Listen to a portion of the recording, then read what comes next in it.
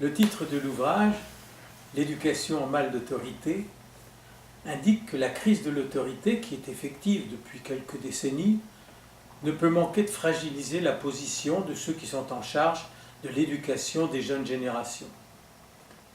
Cette crise, comme toute crise, présente toutefois l'intérêt d'amener les éducateurs au sens le plus large, et les parents en premier lieu, à réfléchir et à repenser le modèle d'éducation qui prévalait, qui tenait encore à l'issue de la Seconde Guerre mondiale.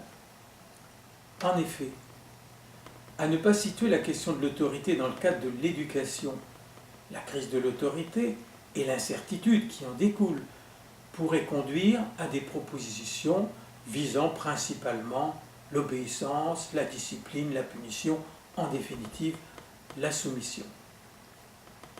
C'est pourquoi le sous-titre « Lâchez-moi, tenez bon » vient indiquer que l'être humain, dès l'enfance, est habitué par une sorte de pulsion libertaire, celle que l'on observe chez le jeune enfant dès qu'il commence à marcher et qu'il tente déjà de se libérer de la main de l'adulte qui le conduit pour sa protection.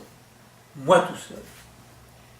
Les adultes en charge d'éduquer ont évidemment à contenir cette pulsion, à tenir bon, pour socialiser l'enfant, pour lui faire accepter progressivement les règles du vivre ensemble dans un ordre social et culturel qui lui préexiste, mais qui n'est pas pour autant immuable, comme les bouleversements sociaux ou sociétaux du demi-siècle qui vient de s'écouler nous l'enseignent abondamment.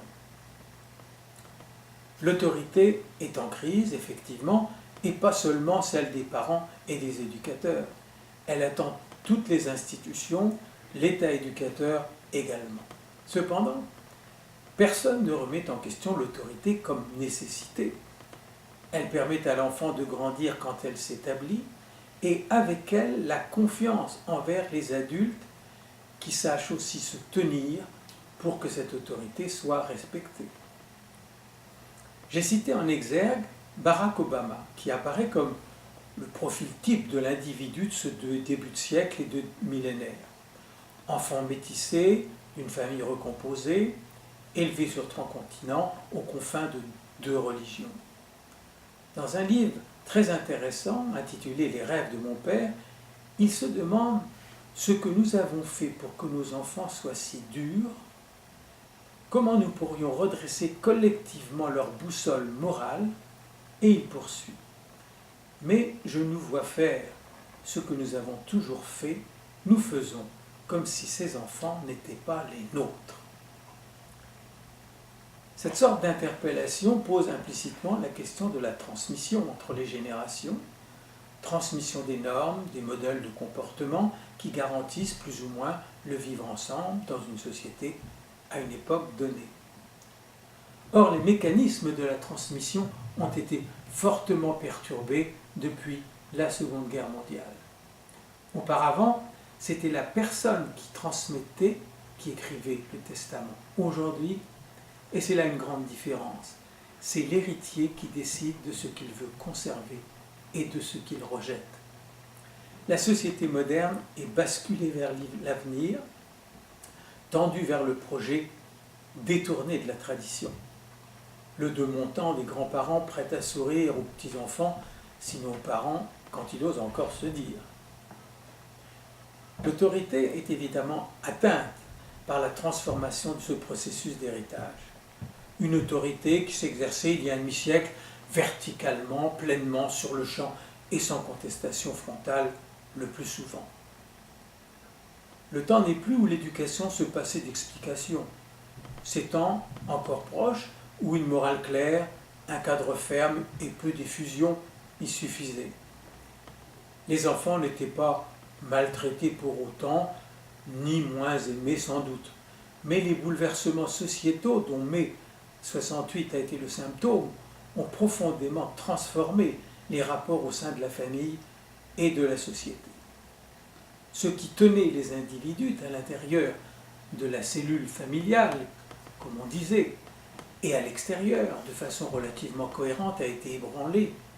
L'autorité en particulier, depuis qu'à la puissance paternelle qui faisait du père le garant de l'ordre social, a été substituée l'autorité parentale conjointe en 1970.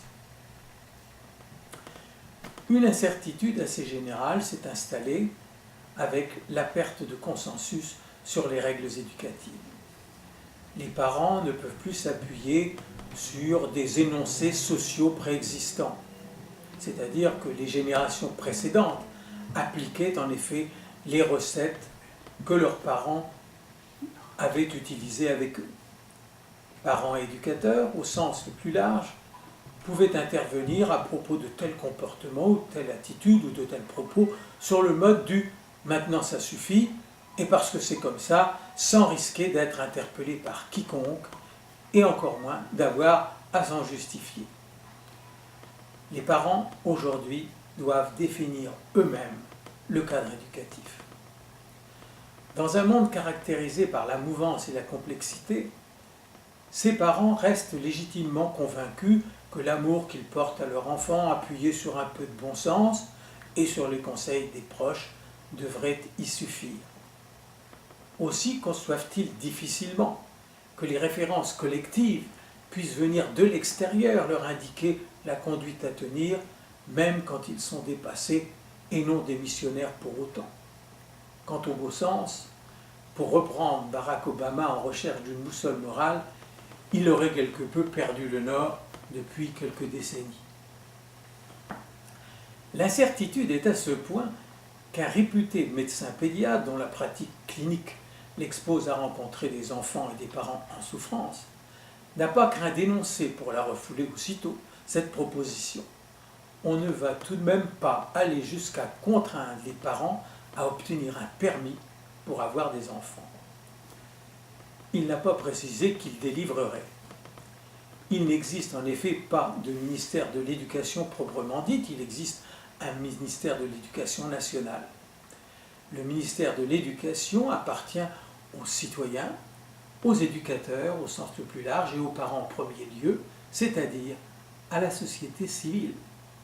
L'UNESCO l'a définie comme l'auto-organisation de la société en dehors du cadre étatique et du cadre commercial, c'est-à-dire un ensemble d'organisations ou de groupes constitués de façon plus ou moins formelle et qui n'appartiennent ni à la sphère gouvernementale ni à la sphère commerciale.